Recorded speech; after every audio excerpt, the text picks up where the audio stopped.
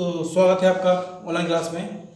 और आज की क्लास में हम कक्षा 10वीं से रस को पढ़ने वाले हैं। इसके पहले भी आप दो क्लासों में, दो वीडियो में रस के बारे में आप देख चुके हैं। रस क्या होता है, रस की परिभाषा क्या होती है, रस जो है उसका प्रभाव क्या होता है, एक काव्य में रस की महत्ता क्या होती है, उसका क्या महत्व रहता है, काव्य हो या गद्य हो, दोनों में, काव्य में और गद्य में महत्व क्या होता है, यानी कविता में और कहानी नाटक में इसका महत्व क्या होता है। ठीक है। इनके बाद आप रस के अवयव, रस के अंग जो है वो भी आप देख चुके हो। रस के अवयव क्या होते हैं, रस के अंग क्या होते हैं, और रस के अब आज की क्लास में हम पढ़ने वाले हैं कि रस के भेद यानी रस के प्रकार कितने होते हैं। तो जैसे आप पहले इसकी वीडियो में देख चुके हो कि रस के कितने प्रकार होते हैं, तो आज की क्लास में हम इसके रस के 5 प्रकार ही पढ़ेंगे। इसके 5 प्रकार के बाद अगली क्लास में हम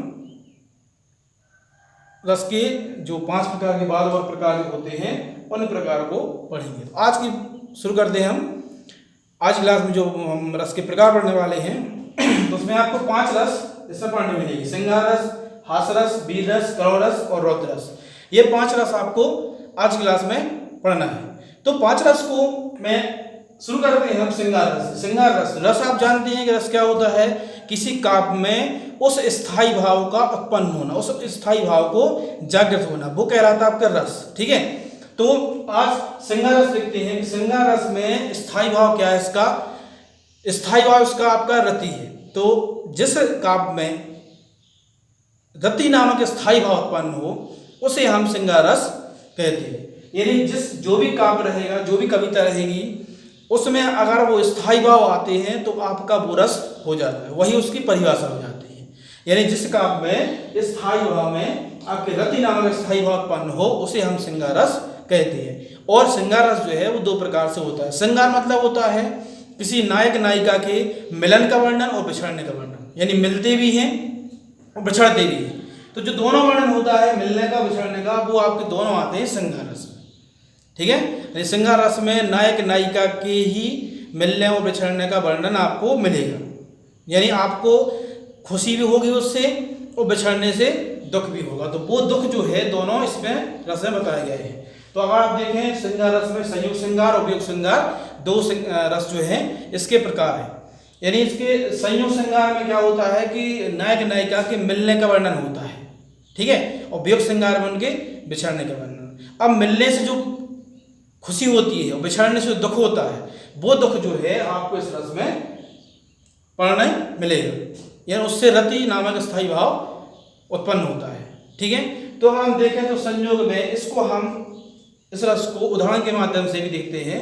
उदाहरण में आपको इस रस की परिभाषा, इस रस के उदाहरण के माध्यम से उस रस का प्रभाव जो है, उस रस की स्थायी भाव जो है वो आपको पता चलेगा।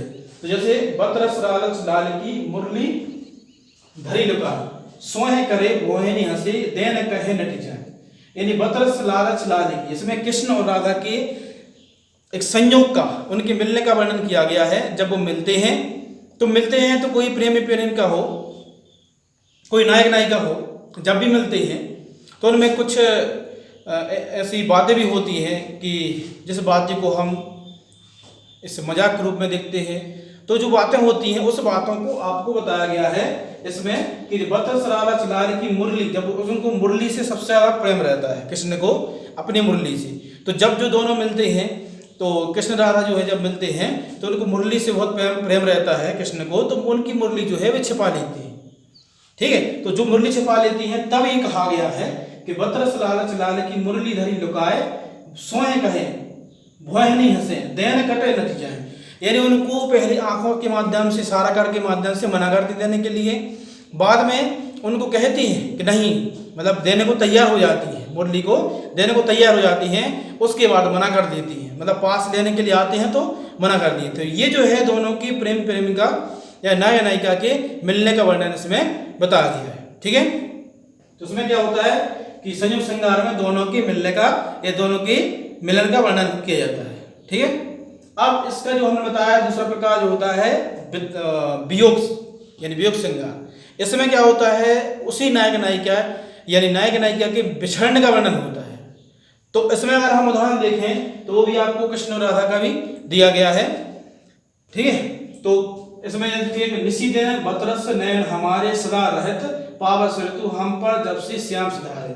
जब से श्याम जो है कहाँ गए थे, मथुरा गए थे राधा और गोपियों को छोड़कर, तो उनके जाने के बाद से उनके नयनों में ऐसा माहौल बना रहता है कि हमेशा जल का झरना यानी जल जो है प्रवाहित रहता है, यानी उससे हमेशा जल जो है झरने के रूप में गिरता रहता है। यानी वो ऋतु बताई है कि उस जिस ऋतु में सबसे ज़्यादा पानी गिरता है वह ऋतु जो है यानी बरसात की ऋतु जो है उनके नयनों में ही समा गई है। यानी उनके इतना दुख होता है, उस दुख को उन्होंने अपने इस उदाहरण के माध्यम से बताया गया है। ठीक है, तो ये हो जाएगा आपका श्रृंगार रस। श्रृंगार रस में आपको दो प्रकार पढ़े आपने, संयुक्त श्रृंगार और व्यक्त श्रृंगार। आप दूसरे नंबर पर जाते हैं हास्य रस। तो हास्य मतलब होता है हंसी। जिस काव्य को पढ़ने से सुनने से आपको हास्य नामक स्थायी भाव उत्पन्न हो तो वो कहलाता है आपका हास्य रस। यानी इसमें आपको हंसी आए, जिस काव्य को पढ़ने से सुनने से देखने से आपको हंसी आए वो कहलाता है आपका हास्य रस। ठीक है, तो इसमें देखते हैं उदाहरण के माध्यम से कि हास्य मतलब हास्य कैसे आता है, हंसी कैसे आती है। तो वो आपको हंसी आना चाहिए, क्योंकि हंसी आएगी तभी तो उस रस का प्रभाव आपको देखने मिलेगा, तभी उस काव्य का महत्व है। ठीक है, तो देखते हैं इसमें कि तबूरा ले मंच पर बैठे प्रेम प्रताप, साज मिले 15 मिनट घंटा भर आलाप, घंटा भर आलाप राग में मारा गोता, धीरे धीरे खिसक चुके थे सारे श्रोता। तो इस उदाहरण के माध्यम से देखा आपने कि एक प्रेम प्रताप, एक जो तंबूरा या जो गायन शैली में रहते हैं जिनको गाना नहीं आता है, तो वो गाने जब बैठ जाते हैं तो उसमें क्या होता है कि 15 मिनट पहले तो वो देखते हैं क्या बजाना है, उनको क्या गाना है। उस गाने के बाद फिर वो क्या करते हैं कि 15 मिनट तो आलाप करते रहे, जगाते रहे अपने सुरों को, आलाप करते रहे। उसके बाद उन्होंने सुर भी स्टार्ट किया, तो सुर स्टार्ट करने के बाद 1 घंटे तक आलाप करते रहे, मतलब वो सुरों को जगाते रहे। फिर उसके बाद वो रहता है, कई आप देखते हो कई बार ऐसे जो संगीत रहता है कि वो संगीत जो है वो आपको सुनने में कर्कश लगता है, तो उस संगीत में कई बार ऐसा देखा होगा आपने कि 15 मिनट तक आपको आलाप भी चलता रहता है कि इसमें क्या गाना सुनने वाले हैं, क्या आने वाला है, वो आपको उसके पहले के 1 घंटे तक वो उसमें बताया गया था। और जब तक उन्होंने गाना शुरू किया तब तक धीरे धीरे खिसक चुके थे सारे श्रोता, तब तक सारे श्रोता जा चुके थे। क्योंकि जब वो आलाप करते हैं देखा होगा आपने, तो आंखें बंद करके वो तो बना शुरू हो जाते हैं, और उसके बाद जब वो उन्होंने आंख खोल के देखा तो सारे श्रोता जो हैं वो वहां से जा चुके थे। ये कहलाता है आपका हास्य रस। यानी इसमें ऐसी कविता आती है जिन कविता को सुनने से, पढ़ने से, देखने से आपको हास्य यानी हंसी आई। ठीक है, तो हमने आज श्रृंगार रस और हास्य रस देखा आपने। अब आगे बढ़ते हैं तो वीर रस। वीर रस मतलब होता है उत्साह। यानी इसमें वो कविता आती है जो उत्साह यानी आपको वीरता उत्साह बढ़ा दें आपका, यानी वीर रस की कविता आती है। जैसे में आपको उत्साह आ जाए, जैसे आप माने चलते हैं कि जैसे आज के पहले के अगर देखा जाए तो गाने जो हैं गानों के माध्यम से उत्साह को बढ़ाया जाता था। यानी अगर कहीं किसी पड़ोसी राष्ट्र से आपकी लड़ाई हो गई है, यानी देशों की लड़ाई हो जाती है, तो वहाँ पर आप उत्साह बढ़ाने के लिए कई गाने लगाए जाते हैं, कई कविता कही जाती हैं वीर रस की, ताकि वो उत्साह में आ जाए और वहाँ पर वो अपने दुश्मन से लड़ने के लिए तैयार हो जाए और दुश्मन को मारकर ही रुके। ठीक है, तो ये कहलाता है आपका उत्साह। यानी ऐसी कविताएं जिनके माध्यम से आपको उत्साह देखने मिले। तो वीर तुम बड़े चलो, धीर तुम बड़े चलो, सामने पहाड़ हो, सिंह की दाढ़ हो, फिर बड़े चलो। यानी सामने कुछ भी आ जाए, शेर की तह दाढ़ भी आ जाए, पहाड़ भी आ जाए, तो भी तुम बड़े चलो। मतलब वीर एक शक्ति देने के लिए, उत्साह देने के लिए इस रस की कविताएं कही जाती हैं। ठीक है, यानी ये रस वो कहलाते हैं कि जो आपको उसमें अगर आपको वो अनुभव होता है, वो फीलिंग्स होती है, तो उस फीलिंग को और बढ़ा दें, तो वो कहलाते हैं आपकी रस, ऐसी कविता के माध्यम से।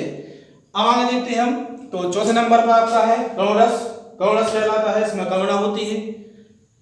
अब करुणा मतलब होता है आपका दुख। अब अगर दुख प्रेमी प्रेमिका का होता है तो वो आपका व्यक्त श्रृंगार में आएगा, पर वो दुख आपका अगर मान के चलते हैं मित्र से होता है, मान के चलते हैं भाई बहन से होता है, माता पिता से होता है, तो प्रेमी प्रेमिका को छोड़कर वो भी जो दुख होते हैं उन दुखों को आपको अगर वो दुख वाली कविता आती है तो आएंगे आपकी करुण रस में। ठीक है, तो करुण रस में आपकी करुणा नहीं दुख आता है। अब देखते हैं इसमें, देखिए इसमें कृष्ण और सुदामा की, जिसका कृष्ण सुदामा की दोस्ती के बारे में आपको पहले से बहुत कुछ पता है। और उनकी दोस्ती ऐसी थी कि वो एक गरीब भी थे, एक राजा थे और एक भगवान थे, और साथ में दोस्ती निभाने के लिए वो कई उनकी दुख को देखकर, उनकी करुणा को देखकर, उनकी शरीर को देखकर उनको एक दया के भाव आते हैं। तो वो भाव इसमें बताए गए हैं कि देखी सुदामा की दीन दशा, करुणा करके करुणा निधि रोए, पानी परात को हाथ न छुओ, नैनन के जल सौ पग रोए। यानी जब कृष्ण जो है सुदामा उनके घर आते हैं द्वारिका में, तो उनकी दशा को देखकर, क्योंकि वो गरीब थे, सुदामा जो है गरीब थे, और गरीब थे तो जो पैदल आते हैं, तो उनकी दशा को देखकर, उनकी करुणा को देखकर उनको रोना आ जाता है कृष्ण को, ठीक है, तो रोना जाता है। उस रोने को देखकर ही ये पंक्तियां कही गई हैं कि उन्होंने पानी परात को हाथ न छुआ, अपने हाथ से पानी को और कुछ भी नहीं छुआ था धोने, उनके पैर को धोने के लिए। और नैनन सो पग धोए, मतलब नैनों से, अपने नैनों से उनकी आंसू निकली हैं, उस आंसू से ही इतना दुख था उनको कि उन आंखों से ही उन्होंने उनके जल से पग जो है वो धोए, मतलब अपने आंसुओं से उन पग को धोया। तो ये कहलाता है आपका दुख, ठीक है।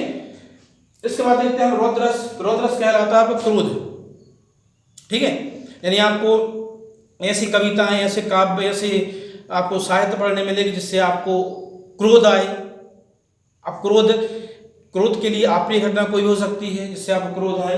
या हम देख सकते हैं इसको अगर हम परिभाषित करें तो इसका ये हो जाता है, किसी काव्य को पढ़ने से आपके क्रोध नामक स्थायी भाव उत्पन्न हो, उसे कहते हैं हम रौद्रस, ठीक है। तो क्रोध नामक स्थायी भाव उत्पन्न हो उसे हम रौद्रस कहते हैं।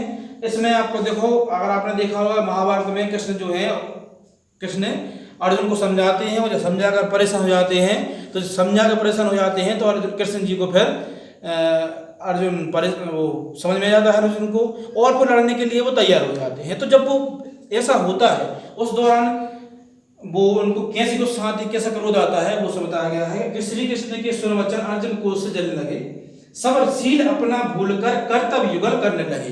तो श्री कृष्ण के वचन सुनकर अर्जुन जो है क्रोध से जलने लगे, यानी क्रोध से बिल्कुल ऐसे हो गए थे वो कि हम क्या कर लें, क्या कर सकते हैं। ये सारी चीजें जो हैं वो इनके वचनों को सुनकर उन्होंने क्रोध उनके उत्पन्न हो गया, ठीक है।